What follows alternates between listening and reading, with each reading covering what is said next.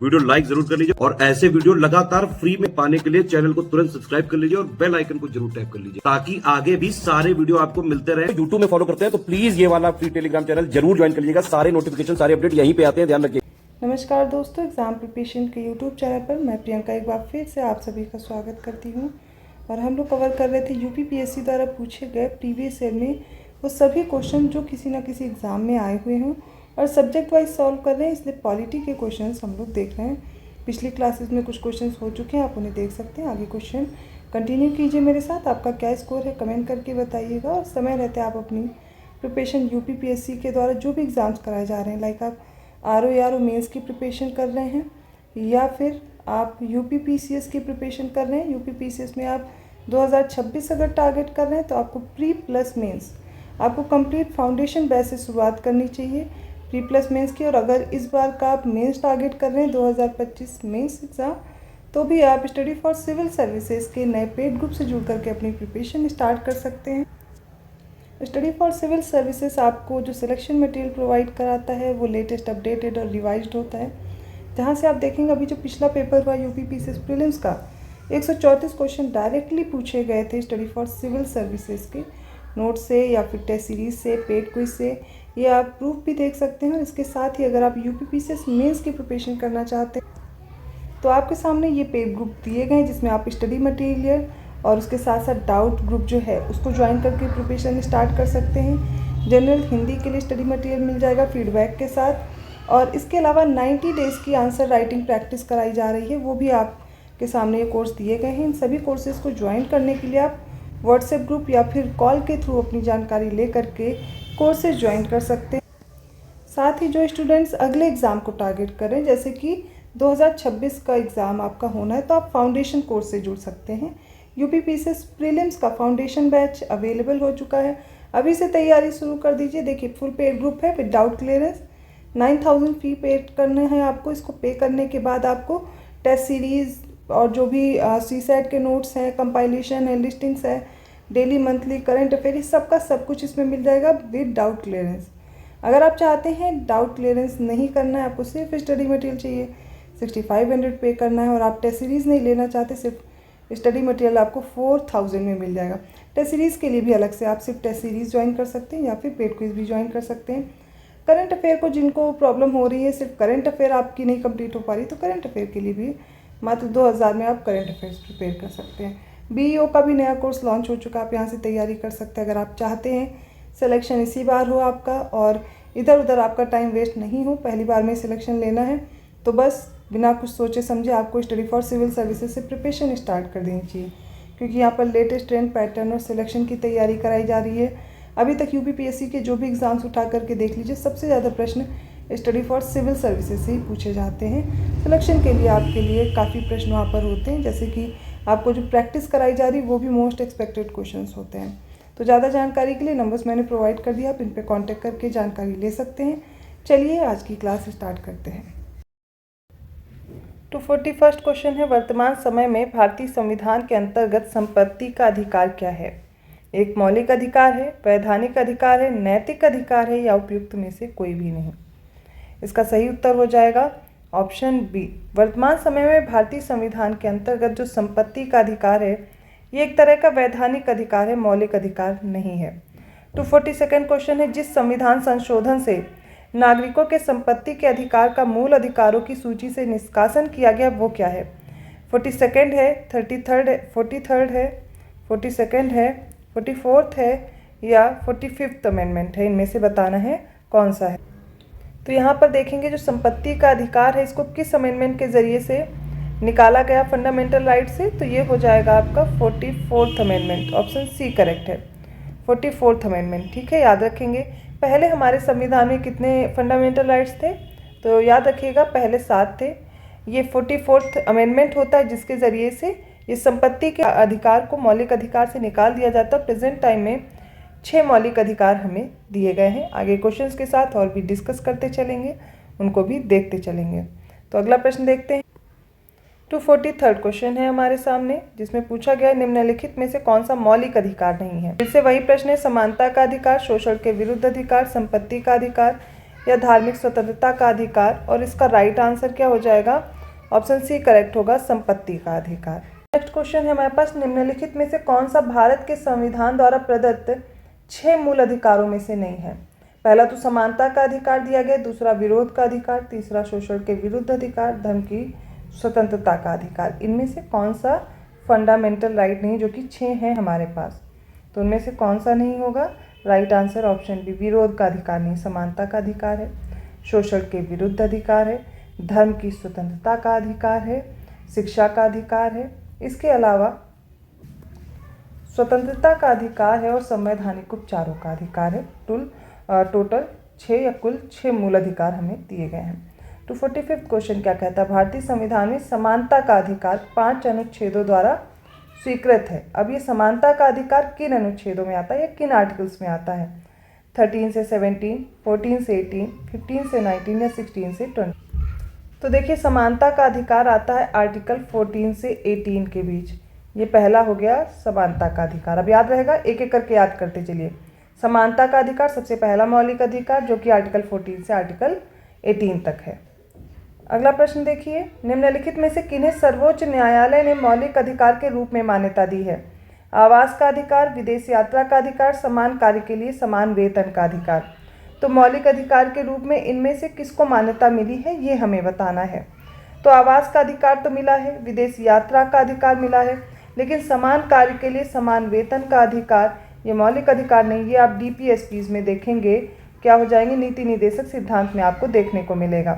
तो right answer क्या होगा यहाँ पर? ऑप्शन ए है, पहला और दूसरा करेक्ट है। अगला प्रश्न ध्यान से देखिए, निम्नलिखित में से भारत के संविधान का कौन सा अनुच्छेद कानून के समक्ष समानता से संबंधित है? 16, 15, 14 और 13। अब देखिए, अभी हमने पढ़ा था जो समानता का अधिकार है वो 14 से 18 तक दिया गया है, जिसमें जो सबसे पहला आर्टिकल है वो किससे रिलेटेड है? कानून के समक्ष समानता से। तो ऑप्शन सी यहाँ पर करेक्ट हो जाएगा। अगला प्रश्न ध्यान से देखिए, निम्नलिखित अधिकारों में से कौन से अधिकार भारत में सभी व्यक्तियों को उपलब्ध नहीं है? विधि के समक्ष समानता का, भेदभाव के विरुद्ध अधिकार, देश भर में स्वतंत्र भ्रमण की स्वतंत्रता या चुनाव लड़ने का अधिकार। तो भारत में सभी व्यक्तियों को उपलब्ध नहीं है, ये पूछा गया है। विधि के, अब सभी व्यक्तियों से क्या रिलेटेड है, मतलब यहाँ पे समझने की कोशिश कीजिए प्रश्न क्या पूछा गया है। तो देखिए, मौलिक अधिकार कुछ हमारे भारतीय नागरिक को प्राप्त हैं, जिनको नागरिकता मिल चुकी है।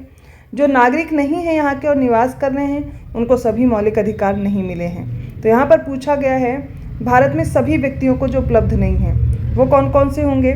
सबसे पहले विधि के समक्ष समानता की बात करते हैं। नेक्स्ट, भेदभाव के विरुद्ध अधिकार, देश भर में स्वतंत्र भ्रमण की स्वतंत्रता और चुनाव लड़ने का अधिकार। तो विधि के समक्ष समानता सभी को मिली हुई है। आप भारत के नागरिक हैं, नहीं भी हैं, यहाँ निवास कर रहे हैं तो भी। लेकिन भेदभाव के विरुद्ध अधिकार, देश भर में स्वतंत्र भ्रमण की स्वतंत्रता, चुनाव लड़ने के अधिकार, ये 3 अधिकार सभी व्यक्तियों को नहीं प्राप्त हैं। इसका राइट आंसर क्या हो जाएगा? Option D, 2, 3 and 4 are correct. अगला प्रश्न देखिए, भारतीय संविधान की प्रस्तावना में प्रयुक्त समाजवाद शब्द को निम्नलिखित में से किस अनुच्छेद या अनुच्छेदों के साथ मिलाकर पढ़ने से सर्वोच्च न्यायालय को समान कार्य के लिए समान वेतन को मौलिक अधिकार परिभाषित करने की शक्ति प्राप्त हुई है? आर्टिकल 14 में, 14 और 15 में, 14, 15 तथा 16 में, 14 और 16 में। इसका राइट आंसर देखिए क्या हो जाएगा? Option D. तो देखिए, समान कार्य के लिए समान वेतन, अगर मौलिक अधिकार इसको परिभाषित करना तो आर्टिकल 14 और 16 को मिला करके पढ़ना होगा। अगला प्रश्न ध्यान से देखिए, भारतीय संविधान के निम्नांकित अनुच्छेदों में से कौन सा एक लोक नियोजन के विषय में भारत के सभी नागरिकों को अवसर की समानता की प्रत्याभूति प्रदान करता है? देखिए, यहाँ पर उत्तर आपको दिख रहे होंगे, लेकिन उससे मतलब नहीं है। आपको प्रश्न को समझना होगा, तब इसका आंसर आपको समझ आएगा। आर्टिकल 15 है, 16 क्लॉज 1, 16 क्लॉज 2 है साथ में, और 16 क्लॉज 3 है, या फिर 16 का क्लॉज 3, 4 और 5 तीनों को देखते हैं। तो भारतीय संविधान में पूछा गया है इनमें से कौन से ऐसे आर्टिकल्स हैं जिनमें लोक नियोजन में विषय में, जो लोक नियोजन है मतलब जो नागरिकों को जॉब के लिए जो अवसर प्रदान किए जाते हैं उसकी समानता की प्रत्याभूति प्रदान करता है। इसका राइट आंसर देखेंगे क्या हो जाएगा? तो ये 16 क्लॉज 1 और 16 क्लॉज 2 में दिया गया है। आप देखेंगे हमने अभी तक पढ़ा था 14 से 18 तक समानता का अधिकार है, जिसमें 14 क्या है? कानून के समक्ष स्वतंत्रता है, समानता है। तो यहाँ पर देखेंगे पहला हो गया कानून के समक्ष समानता का। दूसरा जो आर्टिकल 15 है, यहाँ पर भेदभाव ना करने का कहा गया है। जैसे सार्वजनिक स्थान है वहाँ पर। तीसरा 16 है जो कि 16th है, जिसमें नागरिकों को अवसर की समानता प्रदान की गई है। आर्टिकल 17 में अस्पृश्यता का अंत किया गया है। आर्टिकल 18 में उपाधियों का अंत कहा गया है। तो कुछ मैंने कीवर्ड बता दिए जिससे आपको 14 से 18 तक याद हो जाने चाहिए, जिसमें आपको 16 वाला पूछा गया था। क्वेश्चन है अब हमारे सामने, 6 वर्ष की आयु से 14 वर्ष के बीच के सभी बच्चों या शिशुओं को शिक्षा का अधिकार राज्य के नीति निर्देशक सिद्धांतों में दिया गया है। मूल अधिकार में, सांविधिक अधिकार में या फिर उपयुक्त में से कोई भी नहीं। तो 6 से 14 वर्ष के जो शिशु हैं या बालक हैं, इनकी अगर शिक्षा के अधिकार की बात की तो इसका उल्लेख किया गया है आर्टिकल 21A में। ये 21A किस में आएगा? ये है फंडामेंटल राइट में, जो कि पहले नहीं था, बाद में ऐड किया गया है अमेंडमेंट के ज़रिए से। 86th कॉन्स्टिट्यूशनल अमेंडमेंट हुआ था 2002 में, जिसके ज़रिए से ये आर्टिकल 21A जोड़ा गया। अगला प्रश्न कथन और कारण का है। इसमें देखिए क्या पूछा गया है कि राज्य 6 से 14 वर्ष के सभी बच्चों को निःशुल्क और अनिवार्य शिक्षा प्रदान करेगा, क्योंकि एक प्रजातांत्रिक समाज में शिक्षा का अधिकार मानवाधिकार के रूप में विकास के अधिकार की व्याख्या के लिए अपरिहार्य है। तो 6 से 14 वर्ष के बच्चों के लिए निःशुल्क शिक्षा और अनिवार्य शिक्षा की बात की जा रही है, ये कथन में है। कारण इसका क्या बताए? क्योंकि प्रजातांत्रिक समाज में शिक्षा का अधिकार मानव अधिकार के रूप में विकास के आधार की जो अधिकार है, इसकी व्याख्या के लिए अपरिहार्य है। देखते हैं इसका सही उत्तर क्या होगा। तो देखिए कथन तो सही है, कारण भी बिल्कुल सही है और ये इसकी व्याख्या भी कर रहा है। ठीक है, तो सही उत्तर हो जाएगा ऑप्शन ए, कथन और कारण दोनों सही हैं। अगला प्रश्न देखते हैं, निम्न में से कौन सा एक अधिकार राष्ट्रीय आपातकाल तक में भी समाप्त या सीमित नहीं किया जा सकता? देश के किसी भी भाग में निवास तथा बसने की स्वतंत्रता का अधिकार, व्यक्तिगत स्वतंत्रता तथा जीवन का अधिकार, भारत के संपूर्ण क्षेत्र में अबाध भ्रमण की स्वतंत्रता का अधिकार, और ऑप्शन डी वृत्ति या उपजीविका की स्वतंत्रता का अधिकार। तो देखिए जब राष्ट्रीय आपातकाल लगता है तो कुछ मौलिक अधिकार स्वतः निलंबित हो जाते हैं, लेकिन कुछ बचे रह जाते हैं। अब वो कौन कौन से हैं? वो है आर्टिकल 20 और 21। इन दो को याद रखेंगे जो आपातकाल में भी समाप्त नहीं होते हैं। अब यहाँ पर हमें आर्टिकल तो दिए नहीं गए हैं, तो हम इन ऑप्शन से समझने की कोशिश करेंगे कौन सा उत्तर हमारा सही होगा। तो व्यक्तिगत स्वतंत्रता तथा जीवन का अधिकार किसमें दिया गया? आर्टिकल 20 और 21 में, और यही आपातकाल के समय समाप्त या सीमित नहीं होते हैं। अगला प्रश्न देखें, 254 और 255 क्वेश्चन। 2 क्वेश्चन और हमें देखने हैं अब आगे। भारतीय संविधान के अनुच्छेद 25 में प्रयुक्त हिंदू शब्द किसे सम्मिलित नहीं करता? बौद्ध, जैन, पारसी और सिख। इसमें से कौन नहीं आते हैं? इसका राइट आंसर होगा ऑप्शन सी, पारसी नहीं आते। बौद्ध, जैन, सिख ये सभी हिंदू में शामिल हैं आर्टिकल 25 में। 255 क्वेश्चन है, भारतीय संविधान के किस अनुच्छेद में विधि की सम्यक प्रक्रिया के सिद्धांत को शामिल किया गया है? आर्टिकल 11, 16, 21 या 26। इसका राइट आंसर है ऑप्शन सी, आर्टिकल 21, जिसमें विधि की सम्यक प्रक्रिया के सिद्धांत को शामिल किया गया है। जब पॉलिटी की क्लास मैंने फंडामेंटल राइट्स वाली पढ़ाई है तो उसमें डिटेल में सारी चीज़ें पढ़ाई हुई हैं। सिर्फ हम लोग अभी यहाँ पे प्रश्न देख रहे हैं कैसे पिछले वर्ष पूछे गए हैं, आगे कैसे प्रश्न आ सकते हैं। तो इनको अच्छे से तैयार कीजिए और ये प्रश्न आगे भी आपको एग्जाम में देखने को मिलेंगे। प्रैक्टिस के लिए आपके लिए ये क्वेश्चन काफ़ी बेहतर रहेंगे। और कहीं डाउट भी रह जाता है तो आप कमेंट करके क्वेश्चन नंबर डाल सकते हैं, जिसको मैं फिर से एक्सप्लेन कर दूंगी। वीडियो अच्छा लगा तो लाइक ज़रूर करना है। चैनल को अभी तक सब्सक्राइब नहीं किया है तो कर लीजिए। UPPCS, ROARO या फिर LT ग्रेड, आप इनमें से किसी भी एग्ज़ाम की तैयारी कर रहे हैं या फिर UPSSC के थ्रू किसी भी वैकेंसी की, जो अब देखिए रिजल्ट आने वाला है UPSSC पेट का, तो अब इसके बाद आप देखेंगे कौन कौन से एग्ज़ाम होंगे। आपके वीडियो हो गए, लेखपाल की वैकेंसी आने वाली है जिसके लिए आप लोग बहुत दिनों से वेट कर रहे हैं। लोअर PCS भी देखने को मिलेगी। इसके अलावा और भी वैकेंसीज़ होंगी आपके सामने जिनके लिए आपको तैयारी करनी होगी। अभी देखिए ज्ञान सर एजुकेशन ऐप में जूनियर असिस्टेंट का भी कोर्स चल रहा है। जूनियर असिस्टेंट जो अभी 3284 वाली वैकेंसी है, इसका भी कोर्स चल रहा है, आप इसे भी टारगेट कर सकते हैं। तो ये सारे एग्जाम्स आपके सामने हैं, आप चाहते हैं इनको ज्वाइन करना, नंबर मैंने प्रोवाइड किया, आप इन पर कॉन्टैक्ट करके ज्वाइन कर सकते हैं। या फिर आप ज्ञान सर एजुकेशन ऐप डाउनलोड कीजिए। वनडे एग्जाम्स आप जो भी प्रिपेयर करें सभी के लिए कोर्स उसमें मिल जाएगा। ज्ञान सर डालिएगा, ये कूपन कोड है, अप्लाई करेंगे तो आपको डिस्काउंट भी मिल जाएगा। मैं मिलती हूँ ऐसे ही इंपॉर्टेंट क्वेश्चंस के साथ अगली क्लास में। तब तक के लिए धन्यवाद।